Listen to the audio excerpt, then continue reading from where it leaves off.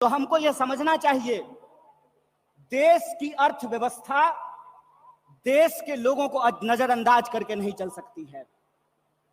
कोई भी ऐसी आर्थिक नीति जिसमें देश के लोगों को नजरअंदाज किया गया है, वो आर्थिक नीति देश की आर्थिक नीति नहीं हो सकती है।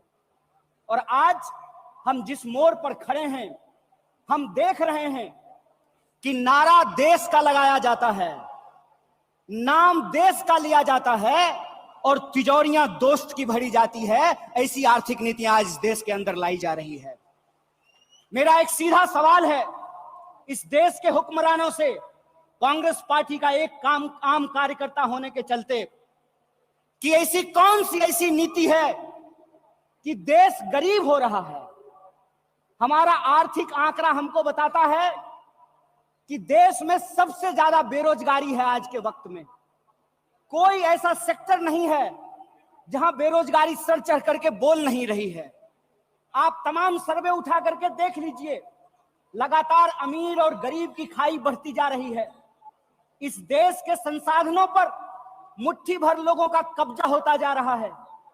वैसी परिस्थिति में जो देश की संकल्पना है, जिसको महात्मा गांधी ने देखा है, जिसको मौलाना अबुल कलाम आजाद ने देखा है, जिसको सुभाष चंद्र बोस ने देखा है, जिसको श्रीमती इंदिरा गांधी ने देखा, जिसको स्वर्गीय राजीव गांधी ने देखा, जिसको इस देश की संविधान ने इस रूप में वर्णित किया है कि देश देश के लोगों से बनता है।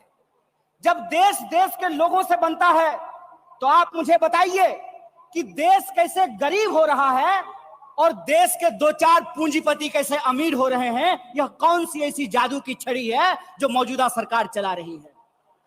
आप मुझे बताइए कि आम लोगों की आमदनी घटती जा रही है और देश के एक दो पूंजीपति दुनिया के अमीरों की सूची में जाकर के शुमार हो जाते हैं। मैं यहां यह बात स्पष्ट कर देना चाहता हूं, हमारी पार्टी अमीरों के खिलाफ नहीं है, हमारी पार्टी पूंजीपतियों के खिलाफ नहीं है, हमारी पार्टी उद्योग धंधों के खिलाफ नहीं है, हमारी पार्टी उद्योगपतियों के खिलाफ नहीं है। लेकिन हम ऐसा देश नहीं चाहते हैं जहां आम लोगों के पास रोटी नहीं हो और प्रधानमंत्री के पास चलने के लिए 8,500 करोड़ का विमान हो।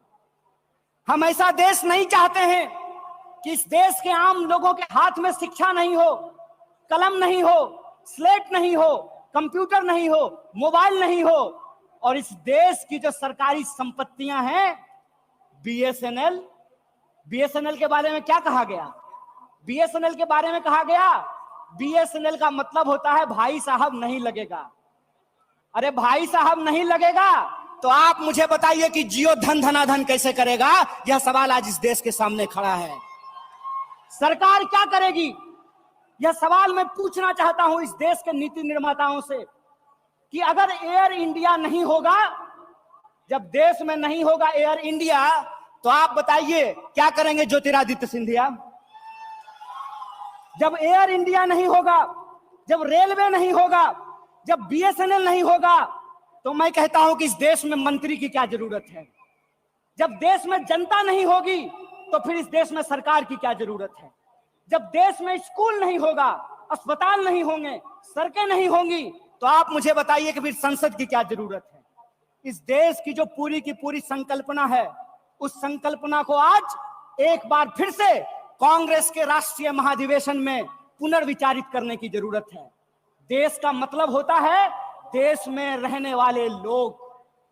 डीडी नेशनल पर एक कार्यक्रम आया करता था, नेहरू जी की किताब है discovery of India. Discovery of India के एपिसोड में नेहरू जी आम लोगों से पूछते हैं कि बताइए कौन है भारत माता? किसको भारत माता कहते हैं? भारत माता इस देश में रहने वाले लोग हैं। जब हम भारत माता की जय बोलते हैं तो भारत माता की जय बोलने का मतलब है इस देश के 140 करोड़ लोगों की जय। और 140 करोड़ लोगों की जय का मतलब है कि 140 करोड़ लोगों के हाथ में पढ़ाई हो, 140 करोड़ लोगों के हाथ में काम हो, 140 करोड़ लोगों के लिए रोजगार की व्यवस्था हो, 140 करोड़ लोगों के लिए इलाज की व्यवस्था हो, 140 करोड़ लोगों के लिए चलने के लिए सड़कें हो, गाड़ियां हो, रेलवे हो, हवाई जहाज हो। और आपने देखा कि देश में कुछ लोग लोकतंत्र को अपनी बपौती समझ लिए हैं। अभी जब मैं हवाई जहाज की बात कर रहा था तो मुझे दिल्ली एयरपोर्ट याद आ गया।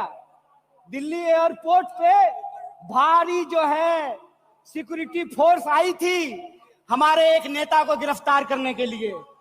तो मैं दिल्ली में बैठे हुए हुक्मरानों को इस महाधिवेशन के माध्यम से कहना चाहता हूं, आपको मालूम नहीं है भारतीय राष्ट्रीय कांग्रेस का इतिहास।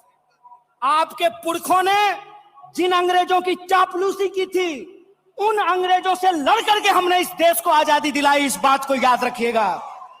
ना आपके जेल से डरेंगे, ना आपके मुकदमे से डरेंगे, ना आपकी लाठियों से डरेंगे, ना आपकी गोलियों से डरेंगे।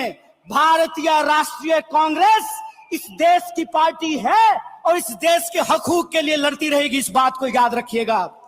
और आज के समय में जो आर्थिक लूट की नीतियां चल रही हैं कि प्राइवेटाइजेशन ऑफ प्रॉफिट और सोशलाइजेशन ऑफ लॉस, फायदा होगा तो अदानी का और नुकसान होगा तो LIC का, ये हम नहीं चलने देंगे। इस बात को आप याद रखिएगा। फायदा होगा तो प्रधानमंत्री जी के दोस्त का और नुकसान होगा तो इस देश के आम लोगों का पैसा जो SBI में पड़ा हुआ है उसका, ये हम नहीं चलने देंगे। इस बात को याद रखिएगा। इसीलिए हमारा पॉलिटिकल और इकोनॉमिक रेजोल्यूशन ये है कि भारतीय राष्ट्रीय कांग्रेस इंडियन कॉन्स्टिट्यूशन का सेफ गार्ड है। हम इंडियन कॉन्स्टिट्यूशन के पहरेदार हैं। हम इंडियन कॉन्स्टिट्यूशन के असली चौकीदार हैं। इस बात को याद रखिएगा।